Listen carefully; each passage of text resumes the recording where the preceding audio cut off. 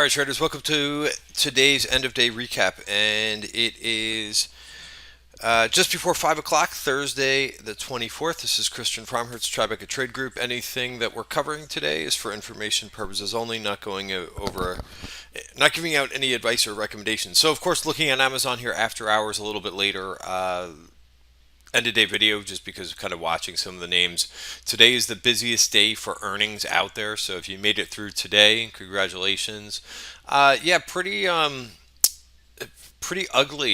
from what they said. Now maybe they'll talk about something else in their conference call, but just kind of going through some of the notes. Weak holiday revenue forecast weighs on shares. A lot about costs, which I believe that's what we heard about last quarter too. And then also just to kind of another kick to the where cloud units third quarter sales fall short. So it is rebounding a little bit. They were only implying a 4% move, right? Which would have been I did this price earlier, but just checking it, which would have been about 1705. So it looks like it's moved past the implied move. So if you went short, congratulations to you, and if you went long Intel, congratulations to you. Really interesting about some of these moves, which this will be a shorter than usual video, but it is up to 54, so it hit all the way at 57 bucks. It's off about $4 from there. So that and a couple other names. I think Visa was okay. I played a couple smaller names, which I don't think worked out too well. This KN, which saw a lot of option positioning, looks like they were wrong on that one. They do get names wrong. There's a bunch of open interest sitting out there for November, but we'll see. Maybe this one won't be as bad as it is. But I just have a little bit of shares in this one. Deckers is another one that we looked at for earnings. That one looks like it's going to be a nice winner. Some of these names, I think, in my opinion, right? So, for example, Amazon. What I try to do is look at the history. I do think that companies, it's a little bit different than looking at past movements, but I think there is some significance if a name has done very well. Management kind of knows what they're doing in terms of putting out numbers and setting expectations. So I do look at the price change of previous, and you can see earning Amazon just really hasn't had uh, consistent earnings history, and that's why I did not play it. I looked at it, of course, to see. I was looking at an iron condor. That would have been the trade that I would have done, selling premium, but it just doesn't have good earnings history. A couple names why were we looking at Deckers? Because Deckers has pretty good earnings history. Besides this last 10% slide, you could see a lot of green numbers in here. We looked at a couple other names too. I'm trying to think of the other name that we looked at, but that's kind of what that goes into my thought process for whether or not I take a shot on a name for earnings. So besides that, what else was kind of notable today? Let me bring up my screener for performance. Gold, interesting gold and silver. I look at a lot of trades. I can't trade every single one of them, but kind of interesting here. I would say the winner of the day, PDD, and I didn't even see any news on this stock. This is one where if you would have chased, right? I always give option activity a hard time because sometimes we see trades go up and the name's already up 3 or 4%. That was the case with this name today, but it worked. It was up 12.5%, and that's a monster breakout. Again, I didn't see any major news on this company, but really nice. That would be the winning play. So again, they chased, right? We saw that momentum call buying, and in this case, it worked, right? A lot of times we see it doesn't work, but this one worked really well. And then the gold miners.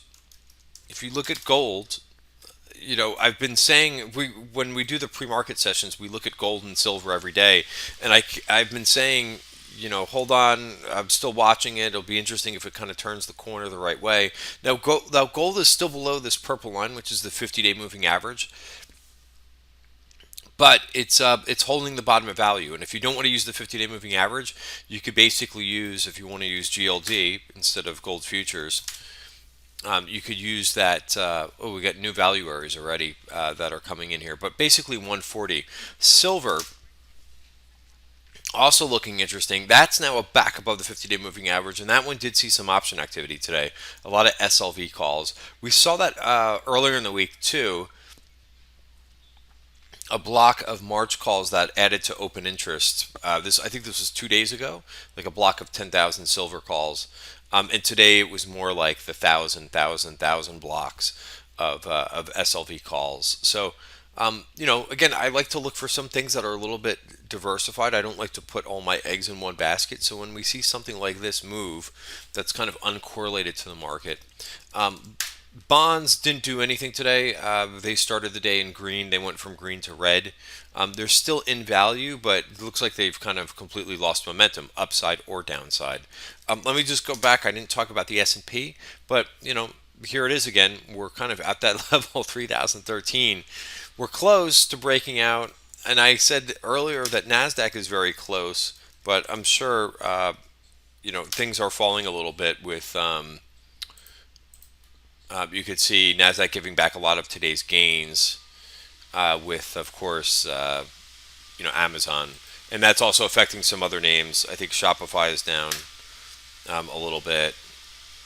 Google, I think, is down after hours as well. So you got some pin action in some things. So, bottom line, what we talked about today and what we talked about in the midday video. I try to stress this as much as possible.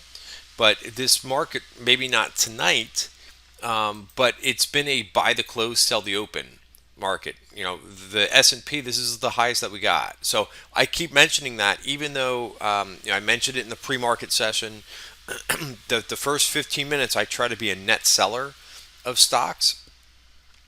And again, there's no surprise with that, right? Buying on the close and selling on the open. There's various stats out about this. I don't have them right in front of me, but that is much better than going the other way, buying the open and selling the close. The stats are overwhelmingly positive if you buy the close and sell the open over time. The majority of the gains are made in the overnight market. It just is what it is. I know that may sound funny to you, but I know Sentiment Trader has put stats out on that, and various other follows that you could check into on Twitter. But it's pretty amazing, and I think you can Google that and find it.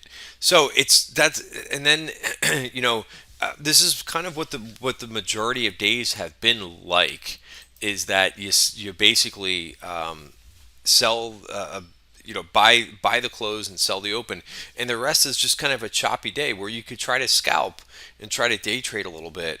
But even when we were doing this, let me go back to the cues for a minute.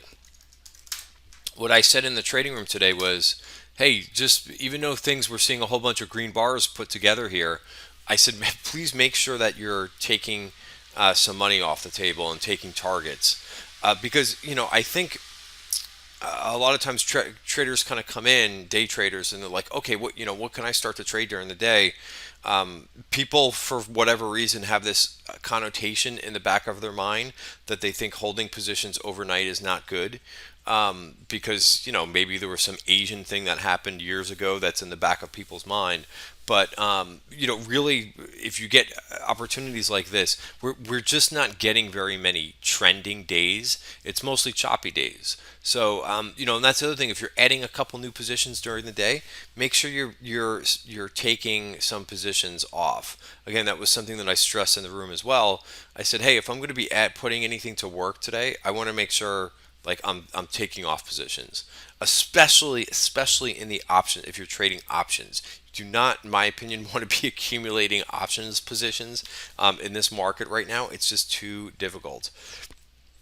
All right, so other things that really have my interest right now, besides watching these levels that I think are really important in the S&P, we just cannot break out of this level. It's really odd that it's happening, but you just kind of have to be patient. Again, it also helps to be patient in stocks versus options if you're you're long some delta. So just be mindful of that too. A lot of theta, a lot of decay when we chop around, right? And that could really make the difference between if you're profitable or not. And again, that's why I go over some of these points in the trading room every day. I think I was talking about that, around like 10:30 today, because it could really make or break like the timing of how you're adding positions, as well as the quantity of your positions and how much risk you're holding, can make or break whether or not you are profitable at the end of the day, right? Everybody always thinks it's about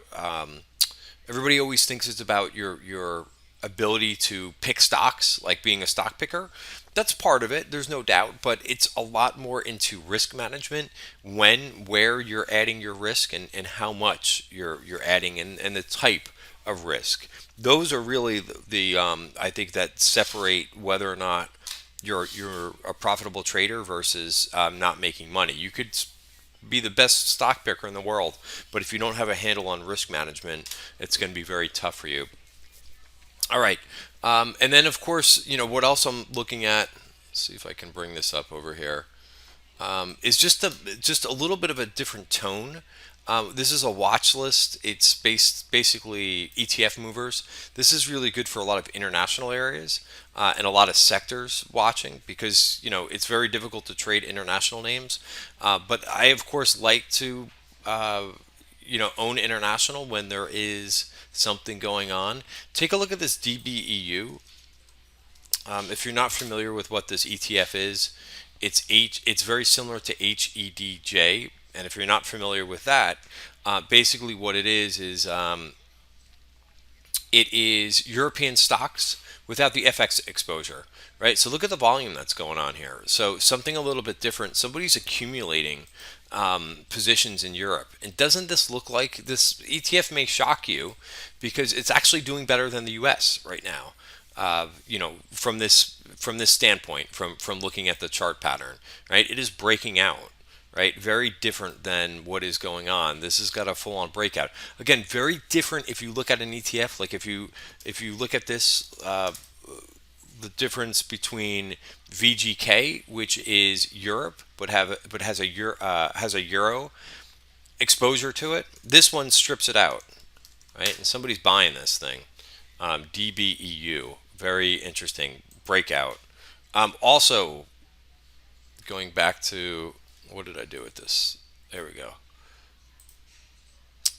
DXJ is also seeing some volume too. That is also Japanese securities without the yen exposure. So Italy, Germany, right? These are all trading like multiples of normal volume.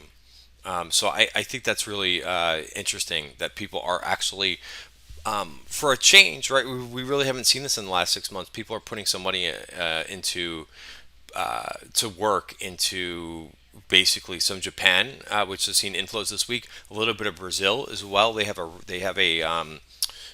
rate decision coming up at the end of the month, and Europe. So I'll leave it there. Have a great night, everybody. See you tomorrow.